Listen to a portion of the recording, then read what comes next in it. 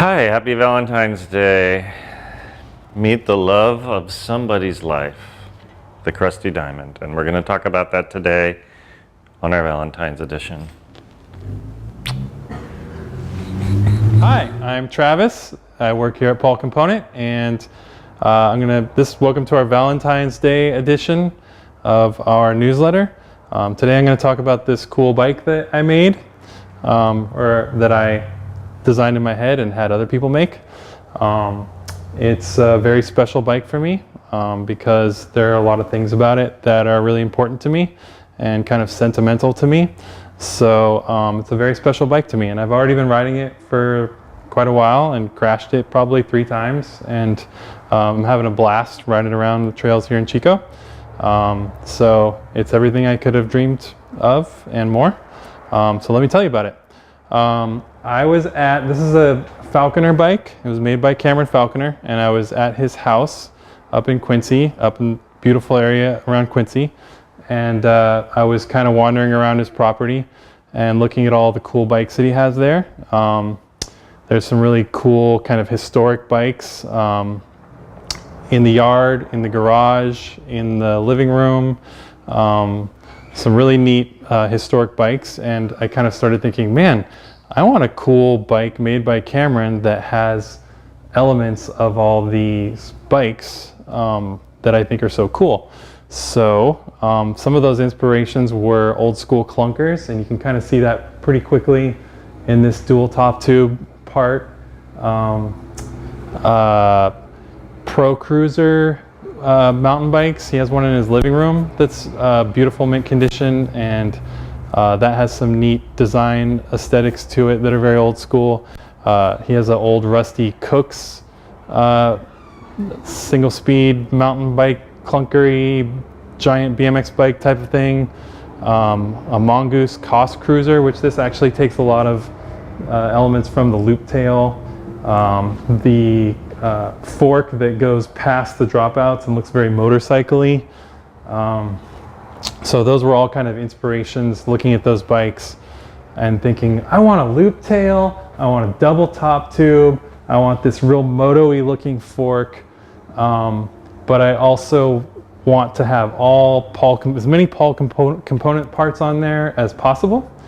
So we also designed it to take as many of those parts as we could. So he made these dropouts specifically for our through axles.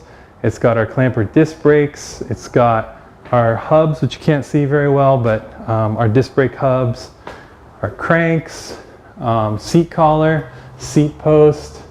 We made this height right kind of thing with some other parts that we were calling the height wrong. So he bent this spring out of titanium. So it's kind of a poor man's dropper. Our stem, our brake levers, so as many of our parts as we could put on here to show off, and because they're awesome. I also wanted to do as many US made parts as possible. So the rims are made by Velocity in the USA, the spokes are made by Wheelsmith in the USA, the freewheel is White Industries, the headset is White Industries, all USA. Water bottle cage, King cage, made in the USA. The grips are Odie Vans, which are made in the USA. The only things that aren't really made in the USA, I think, are the tires and the handlebars and the seat and the pedals. And maybe the chain. And the disc brake rotors. Those are made in England, though. So the last thing I wanted to talk about was the paint. There's a guy in Chico here who's been painting bikes for a million years, and he used to paint all the really cool Mountain Goat mountain bikes. If you've ever seen a Mountain Goat with a really unique airbrush style paint job, he's done everything from like jungles to underwater scenes to the cosmos. He's done a lot of really neat old bikes, not just for Mountain Goat, but for other people, Retrotech and some other brands. Total artist, but he doesn't paint bikes anymore, so I had to beg him, and after begging and pleading enough, he agreed to paint the bike for me. So I got this kind of Ride the Lightning with album cover inspired lightning bolts on there, and I also had him do my friend RJ Robbie designed the logos on this bike, and so I had masks made that are like negative decals, and then Russ painted gold and then peeled those decals off. So this is actually paint, not decals. Beautiful paint job. He killed it, and I'm like, couldn't be happier. And it rides great. It rides like a modern mountain bike when I'm out riding. I'm pulling up onto stuff and going off things, and it's very agile, and I love it. So I guess we should talk about what a pain in the ass it was to actually make this bike. So to do that, we'll bring in Cameron himself.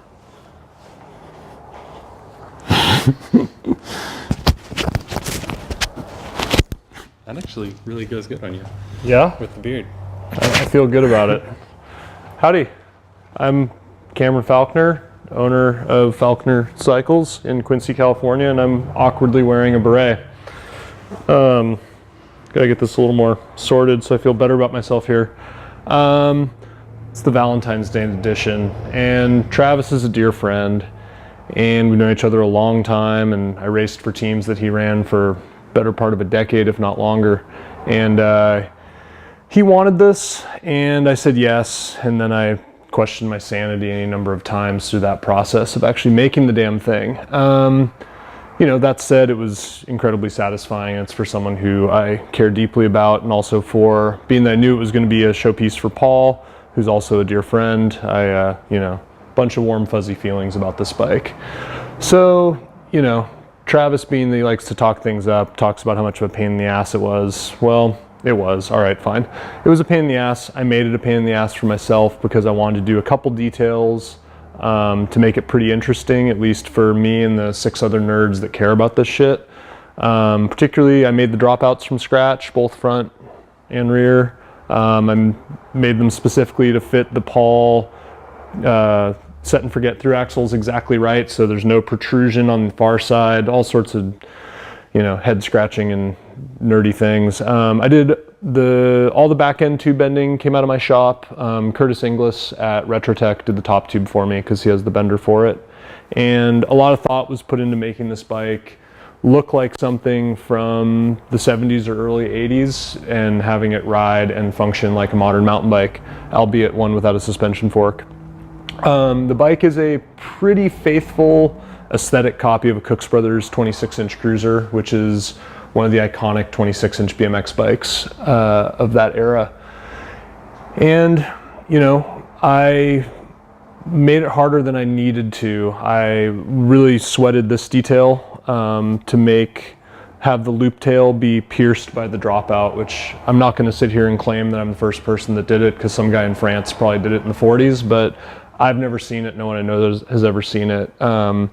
Wanting to make this detail work led to using an eccentric bottom bracket to tension the chain instead of horizontal dropouts. The idea that the bike would be exceptionally clean when it was all put together. Other than that, it's pretty much a bike. Not a whole lot to say about it, other than there was a ton of little details to sweat on this one. The height wrong got a ton of attention. I think I definitely got a few emails about it. Paul got a few emails about it. Don't ask me. I don't know if it's ever going to get made. That said, yeah, this thing was a pleasure, and it was a really staggering amount of work to make. So anybody out there who's asking for one is welcome to email and ask for a price, but it'd be a lot. I don't really even know. So thanks for taking the time.